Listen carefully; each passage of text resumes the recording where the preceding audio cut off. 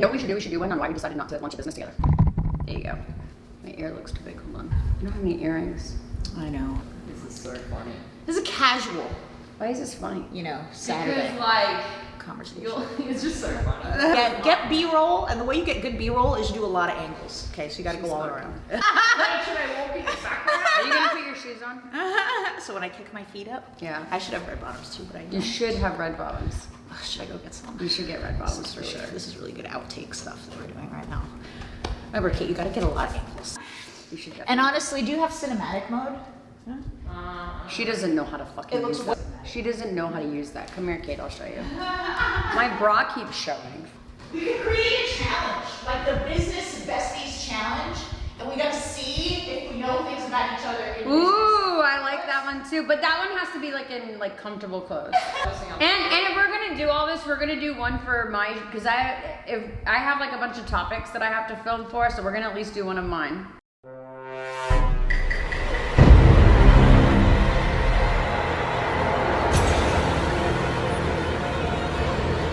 Whose red bottoms are more scratched up? Laura's or ours? 100% Laura's. Emma takes impeccable care of her stuff. No scratches, none. I have one of these. I get my red bottoms filled. Gabe takes them, see? You get them filled so that they don't get scratched. There's a film on it. And also, red bottoms are super, super, super slippery. So this is like a grip. I've only worn them to bed. And not because I was going to bed with someone else. Like, because there's a mirror there so I could like watch myself. All right, you ready? Yeah. What's our subject? I'm going to introduce the incredible Emma Rainville, operational genius, the mastermind behind some of the most brilliant people in the internet marketing, health marketing, direct response communities, and most importantly, my best friend who keeps me in check and was really kind enough to give us some time in this YouTube video today. So thank you for that. Well, she invited me over for other things and then tricked me. She's like, what are we doing this morning? I'm like, we're filming. What do you love so much about what you do that you could do it for like 3 hours straight? Like individual task, problem solving. What's an example of that? Issues that no one else knows how to solve. Here's this issue and I have no idea what the source is, whether it be a high refund rate, a disaster in fulfillment, cash flow. Even though we're making a lot of money, there's no money here, Emma. I enjoy those things. What are some of the more common problems you encounter that your clients have? Not keeping good financials, not understanding financials or how they play a pivotal role in your business. Financials is definitely number one. Profit margins, the whole thing. Number two, most of the clients we work with are marketing eccentric. So they believe that the marketing is the key to it all. And operations usually thinks operations is the key to it all. And customer service thinks they are. And you know, et cetera, et cetera. I can go all the way through every department, but they're all the key to it, because if one piece is broken, it's like if your car engine is broken, if you have an O2 sensor out, your whole car doesn't work. So it doesn't matter how great everything else is and how shiny and perfectly in tune it is, it doesn't work.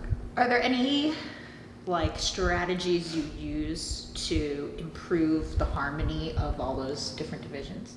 There is, it's actually funny, because you don't even really know this, but we're launching an entire operational framework that makes, I love that there are cats in this, that makes everything cohesive and flow. And so I got the idea, I was in Hawaii and I was on the phone with Meredith Shark, one of our clients, CEO to Svelte Media, I'm her COO. And I happened to send her a statue of a surfing god. And she called me, and in very Meredith fashion, she started talking about marketing and all the things we need to do, but because I was there in Hawaii, she related it all to surfing, and she was talking about waves and movement and how moving with things rather than against them will get you way further. She talks about that a lot, but then she started talking about all the components of the ocean and how it all absolutely matters. She had no idea that I was thinking about operational framework, right? Like she's talking about something completely different, but it fit so well because everything beneath the ocean, what you can't see, you have to anticipate as a surfer. And you need to move with it, not against it, even if it's not the direction you necessarily want to go. And so we built an entire operational framework with all of that in mind. took a bit of EOS, we took a bit of Vivid Vision, we took a bit of scaling up, read books on Toyota and how they function, Google and how they, I probably read 100 books. And then we created, based off of our experience with businesses in the direct response marketing world who are remote, and we built it that way.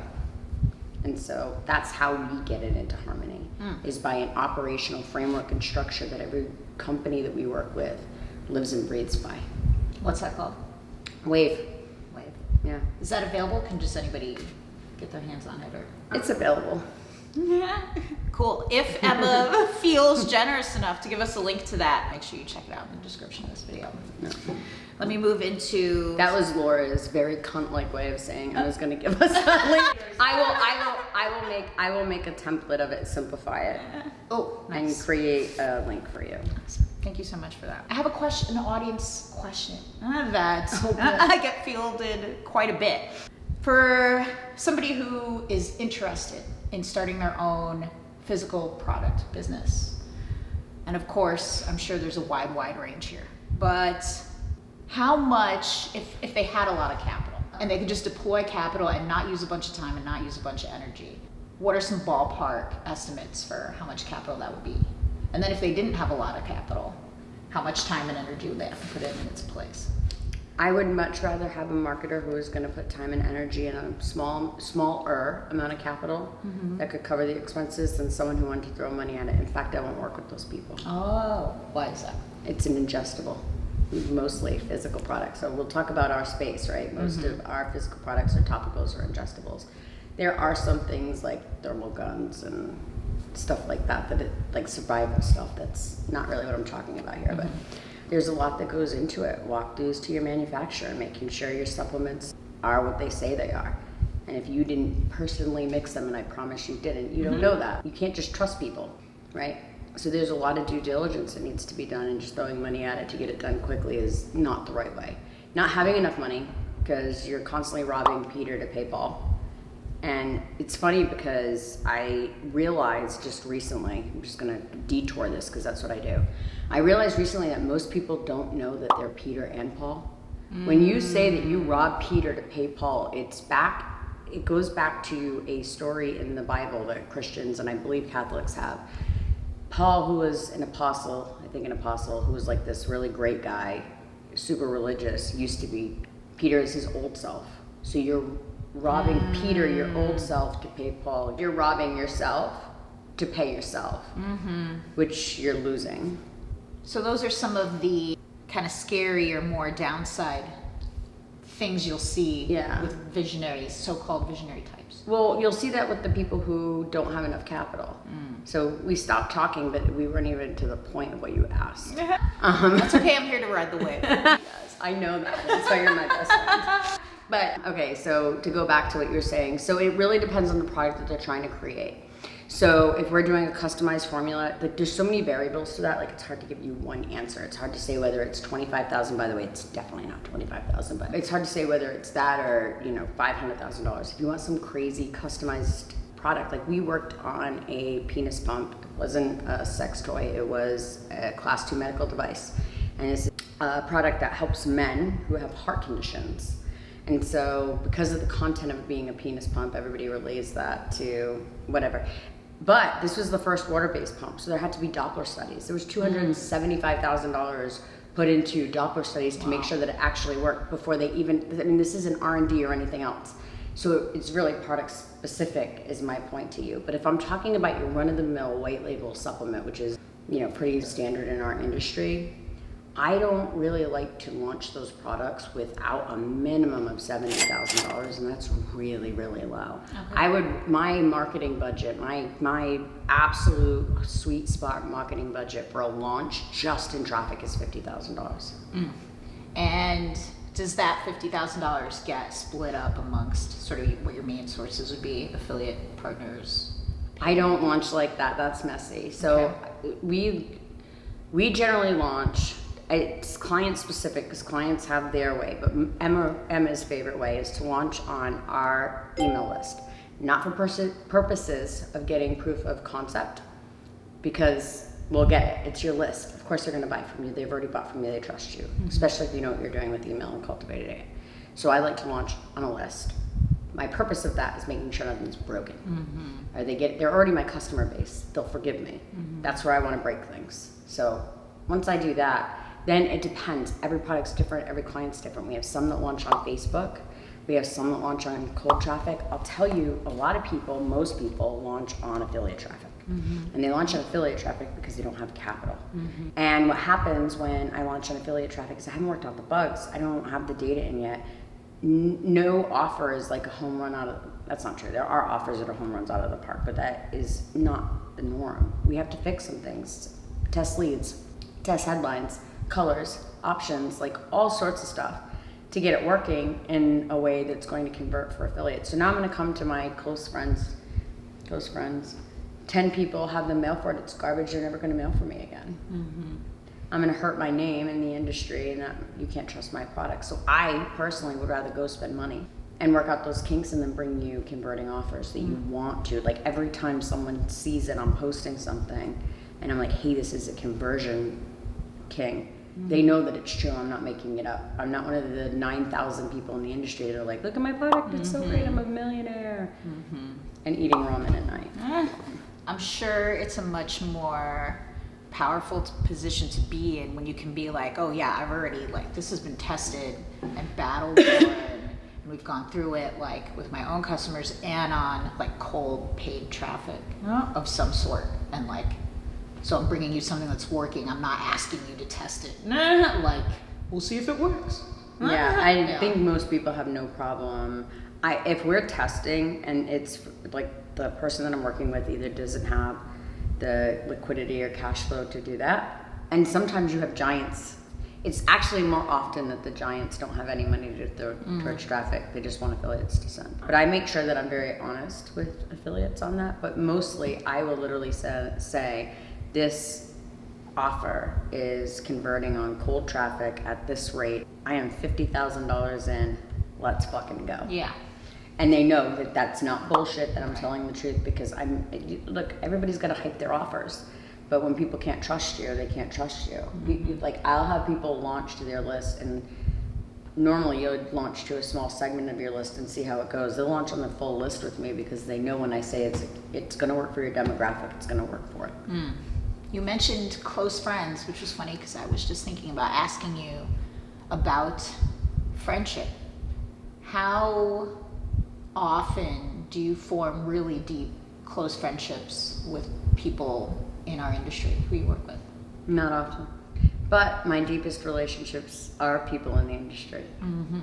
But that's different because that's just who I am. Like, I would much rather have quality over quantity. Associates are great. People I know are great. Buddies, friends are great. But friendships, I pretty much keep that to 5 people. Yeah, same. We have that in common. What are some qualities that you see, like, the best visionary types that you work with have in common? This is what we should have started with. Get rid of all the rest. It's all been really Don't good, worry, honestly. actually. You're probably in your head, but it's all, I'm like, this is fucking fire. Right now. I'm bored to death. So maybe step it up. Yeah, we're trending up. She blames the interviewer. Best visionary types. Absolutely, completely batshit crazy. Dope. Narcissistic. Are you talking about me? That's a narcissist joke. Except you never deliver I'm well. really funny. not. I'm also funny. We just laugh at you. I'm just kidding.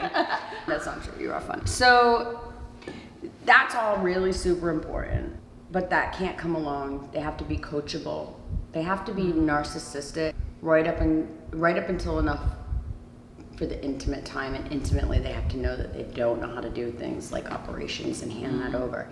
They get to keep all the credit with an integrator. That's the thing I love about visionary integrators, is because integrators are usually the loudest people in the room and they're yelling and screaming, but they're not known for doing anything really. Visionaries are known for like all this great ecstatic shit, but at the end of the day, they couldn't have done it without that other piece. And the really, really good ones, well, they're going to be in the spotlight.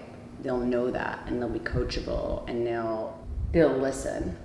So they have like a growth mindset in terms of learning. I would say like a child mindset that knows that they need to ask their parent if they can do something. That is how I would describe it. That is definitely how I would describe it. So they would ask for permission to do something. Absolutely.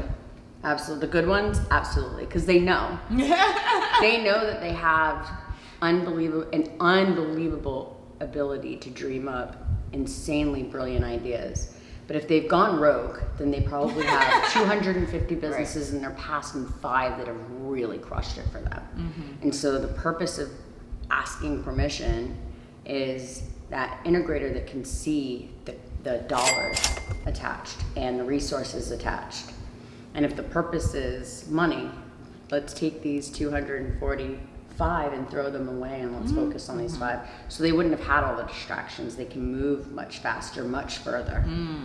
And do you think that's one of the big things that holds people back if they don't have that support? I don't think it's that support, it's do they allow that support? Right, so it falls back on them. Right? Because I've worked with some absolutely brilliant visionaries, absolutely brilliant, that I could not stay with because they could not slow down to speed up. They were incapable of it. And was part of that them doing too many things at once? So let me back up. Yes, throwing wrenches. 2, very, very often you'll hear visionaries say, and I've talked about this a lot everywhere, no one can keep up with me. No one can keep up with me. And that's because they have these big ideas and these big dreams. And they didn't, and I spoke about this at Diamond Day, they didn't think through the process of what it takes to actually get there.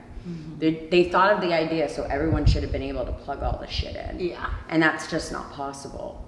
So what they do is they have these big ideas. They've got people working on the last 55,000 ideas all at once. No one's able to complete anything because every time they get a new idea, they have no soundboard that says, okay, that's great, we're gonna put it on the shelf, or hey, that's not really part of our core focus, that needs to go in the trash. And so then they're just like running in the room and throwing a wrench at the people trying to plug in the things and then mad at them because they can't keep up. You've spoken before about how flying first class makes you more money. Can you take us through that? There are a lot of things that I give myself because I work so hard, but also gives me space to work so hard. Like for example, and I was talking about first class, I fly a lot. I left Austin on the 3rd of September. I flew to West Palm first class on the 3rd of September, which was a Friday. And I wrote 6 or 7 blog posts on the first flight, and on the second flight, I reviewed 2 VSLs. Could I have done that in main cabin? Absolutely. But by the time I landed, I would have been exhausted. So when I got in on Friday night, I got to my apartment in West Palm Beach. I opened up the apartment, which takes about a minute because no one's there for a month at a time. I went into my bed and I had all these ideas while I was writing my blog posts about the next series of blogs that we should be writing. So I wrote all that out. I went to bed about 2 a.m. My alarm went off at 4 a.m. I got up, I packed all my stuff. A client came and picked me up at 4 a.m. We drove to Miami. We've been on a flight in Fort Lauderdale to Puerto Rico. We were spending time relaxing, but company planning. So we landed in Puerto Rico about 11 a.m. By 1, we were on the beach talking through all of the stuff that we had accomplished this year and what we wanted to accomplish by the end of the year, just kind of retouching on that. Again, I flew first class with her there, and her and I just sat and jotted down tons and tons of stuff that we were going to look at over that weekend. So in a very comfortable space with lots of coffee and snacks and full food. I also have blood sugar issues, so I can't eat chips and peanuts covered in sugar. I need like chicken and broccoli. And so the food is better, the space is better. I'm not as exhausted. I'm not in a small chair, curled up like this. So we get to Puerto Rico, we're there for a few days. We fly back on Tuesday morning, get to West Palm Beach, about 10 a.m., got on back-to-back calls until 8 p.m. How on earth would I have done that if I was in the main cabin in the back? Right? I get to rest on the way and be prepared for my day. And then on Friday, which was yesterday, I flew here so I could be tricked into filming YouTube videos. And Subscribe for more. that's how she does it. So I flew here, first class. However, the entire flight was completely dark and babies were screaming in the back. But I couldn't find my noise canceling headphones. I lost them in Puerto Rico. So the flight attendant grabbed me one because it was a long flight, so it's Delta One, right? So they came and got me the noise canceling headphones. They don't do that in the main cabin. I put those on, and I literally went through, we're launching a book called Scope, where all the wave stuff is in. And I literally went through that entire thing on the way here. Because it was a 5-hour flight almost. And so I literally read, because I wrote it because I can read, so I can read it pretty fast, but I read through the entire thing and then made the few edits that I needed to throw in there that I'd been thinking about while I was in Puerto Rico with that client. So, do you know what I'm saying? Yeah. So now had I flown main cabin, we're talking about in 4 days' time, Right. we're talking about 19 and a half hours of flights. How exhausted would I be? I got here at 10 p.m., which is 1 a.m. my time because I flew here from Florida. So I've been on East Coast timeline. I got here at 10:30 p.m. and we laughed and we joked and we talked till what, 1:32? Yeah. And then I was up at 7:15 with zero issue, grabbed myself coffee. Now, would main cabin have killed me? No, of course not. No, of course not, but I would be a lot more tired. Yeah. This is also why I have a very expensive second screen. It never lags, like it helps me move faster. Anything that helps me move faster makes me money. Yes. Anything that makes me comfortable makes me move faster. Anytime I move faster, I make more money. Hell yes. Every time I don't have to look for something like, how the fuck am I gonna do this? Because I need Yes. noise canceling headphones and I don't have to go search for it. That makes me move faster. When I can move faster, it makes more money. So it's not about luxury. It's about how do I give myself what myself needs to move faster. God, I love that. So brilliant. And I need first class to move faster. Definitely.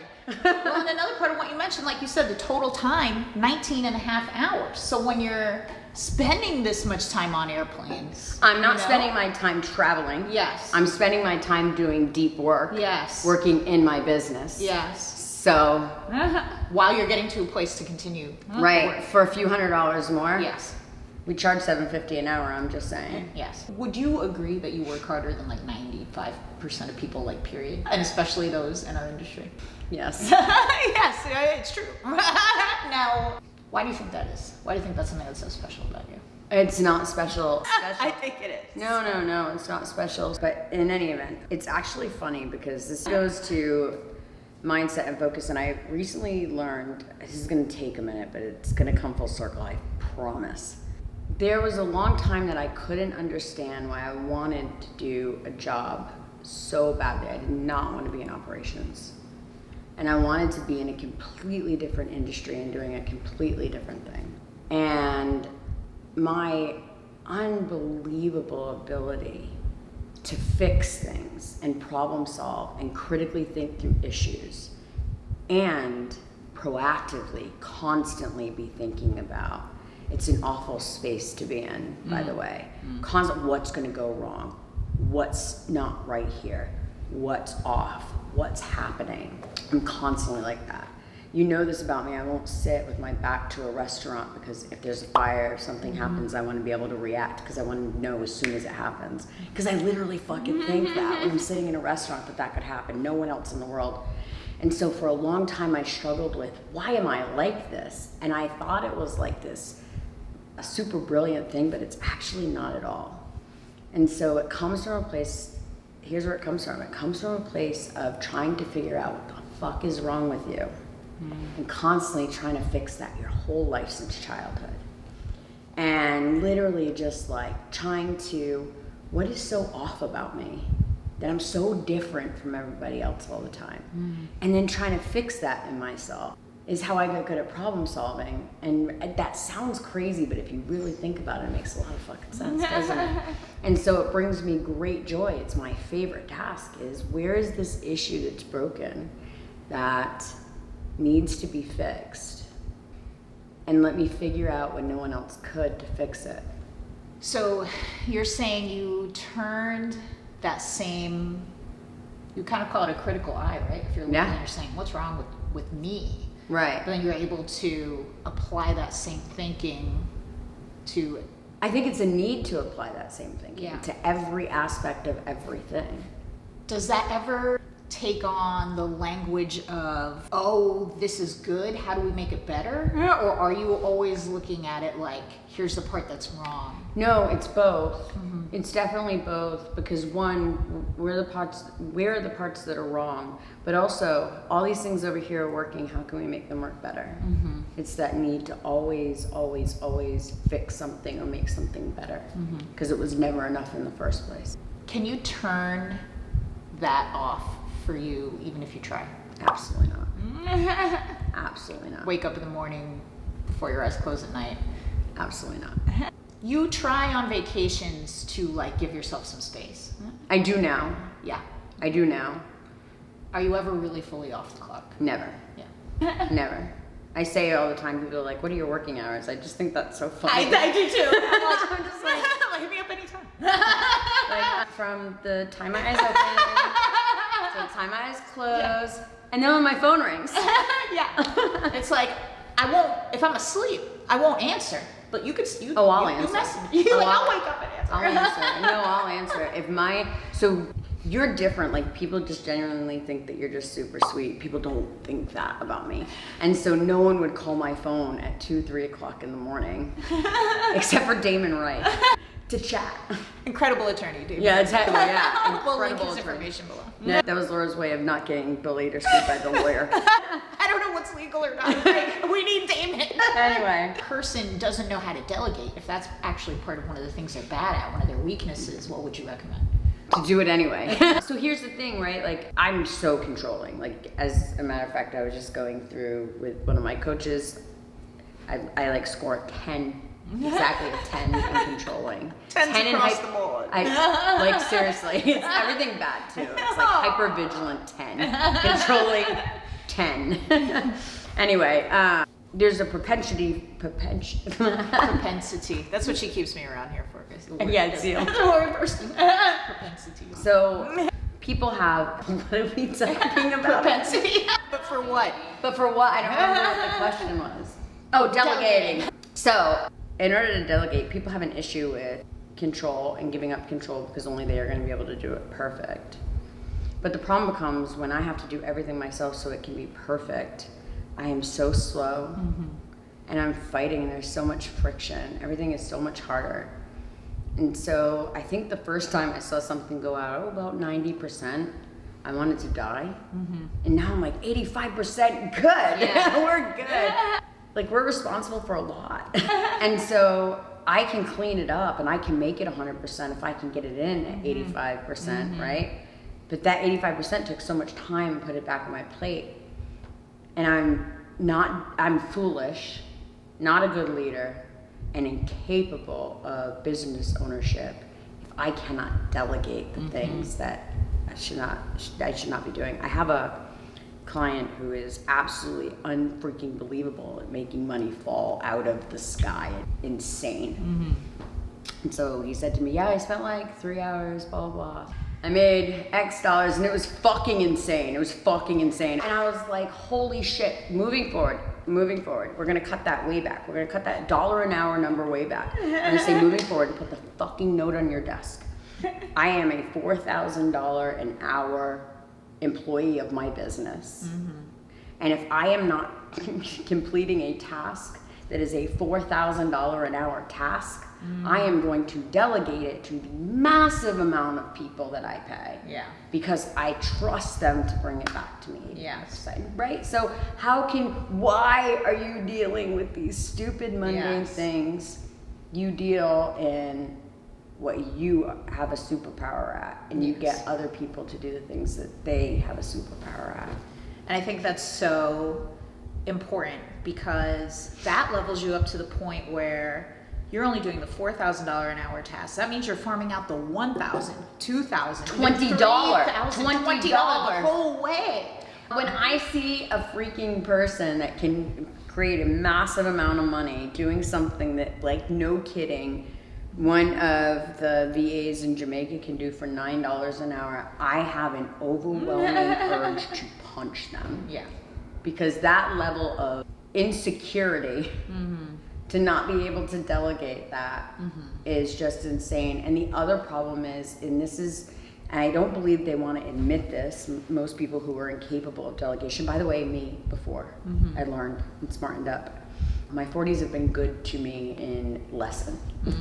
And so one of the lessons that I learned is that I'm not a good leader and I'm not capable of solid communication if I can't delegate. If I can't delegate something, and I've done my job as a leader to make sure the right people are in the right seats, and I have communicated effectively and efficiently all of the things that I want from that person and the why, so they can make pivotal decisions, then there should be no problem with delegation. I am not that great, and no one in our industry has saved, like cut a brain out and put a new one in. You know what I'm saying? I do believe that direct response saves lives in so many different ways. So I retracted my words and used them better. But like, none of us are brain surgeons. None of us are making someone who's paralyzed walk again. I mean, maybe we are in the supplement world with our white label products, but really. Do you know what I mean? So like, if you are having an issue delegating, well, and that's a perfect you have a leadership opportunity, yes, for you to realize, oh, this is where I have to learn. This is where I have to step up. Or if it's the mindset piece that I have to fix, or some real like leadership tactics and strategies. Like maybe you get a mentor in leadership, whatever it is. But if you're coming up against that wall over and over and over again, you got to take that as an indicator of, hey, if I want to level up, I have to learn, I have to grow, I have to solve this problem. And I am the problem. And I am the problem. It's on me to solve this. Right. When someone wants to talk to me about an issue, but there's no awareness of their contribution to the problem, I have no interest in talking to them. Because we're just going to go round and round unless you can articulate where you contributed to this, and I can articulate where I contributed to this. Because if there's two of us, we're both at fault in some way. If I can't do that, then there's no reason to chat. Absolutely. Because there's no path forward.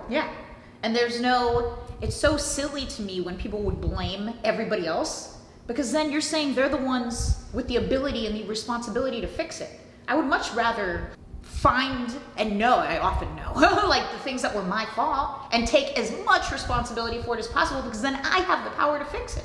That's like the leadership lesson that you learn. Right, but if it's coming back to you and it's wrong, it's your fault. It's not their fault. If your team fucks up, it's your fault. 100%. 100%. If you don't have people that can do the tasks that you're giving them, and I'm not talking about the one-off, right? We're all human.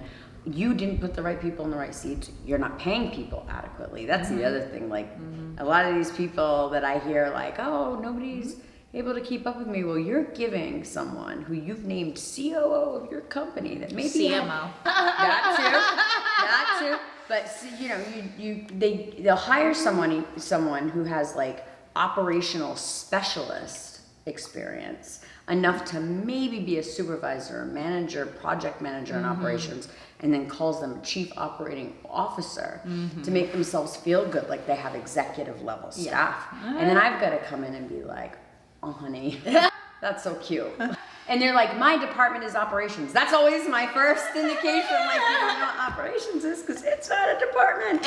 So we went way off track with this one. I love it. I absolutely love it. I love that I said that I didn't have earrings, so you went upstairs and you pinned in earrings, but you didn't bring me any. My ear looks too big. Hold on. I don't have any earrings. Oh, is that what you said? See, oh God, I am a little bit of a narcissist. I thought you said you don't have earrings, and I thought you were wearing earrings. So I put some on to match you. You would say you grow every year? Every day. What are some of the most recent kind of categories or things you've learned or things you're working on right now as you grow? Because that's just one thing I want to communicate is like so critically important. And you'll see like trends between what Emma says, what so many other high achieving, accomplished individuals say, and other things we talk about like personal responsibility, development, delegation throughout the material on this channel. So if you're not subscribed yet, definitely do go ahead and subscribe. And here's like a picture of a kitten to thank you for doing that. But to bring us to the last question for Emma. Thank you so much for your time today, by the way. God, why a kitten? Where are you? They're so cute. So ways you're growing and developing, with currently or recently. So coaching is huge. I have a coach right now. She's a relationship coach. So looking to not increase the amount of people in my circle for sure, because you all take a lot of work, but deepen my relationships with the people in my circle, deepen my relationships with the people I mentor, the people I coach, and the people that I employ, as well as my business partner, my spouse, my friends. And so that's something that I've been working at, because that's something that I have definitely taken for granted. My career's always come first over everything. My kids, my husband, everything. And I think that there's nothing wrong with that, and I'm perfectly okay with that, but I do want to make sure that I am lending enough time and space to my relationships that I've always been like, oh, work first. I can't make that trip after I said I would. Or, oh, we're at dinner. I got to go outside and take a call. That's beautiful. That's my this quarter. That is very cool. Very inspiring. Thank you so much, beautiful Emma Rainville, my best friend. Salute. I'm drinking soda. A ton. In No, the it's morning? not cold brew. Oh, okay. So Emma alluded to some ways. I'm doing another plug. Do another plug. Emma alluded to some ways that you might be a fake entrepreneur. If you want to know all the signs that you're actually a fake ass entrepreneur, I filmed a video for you on them. Go check that out right here. I'll see you over there.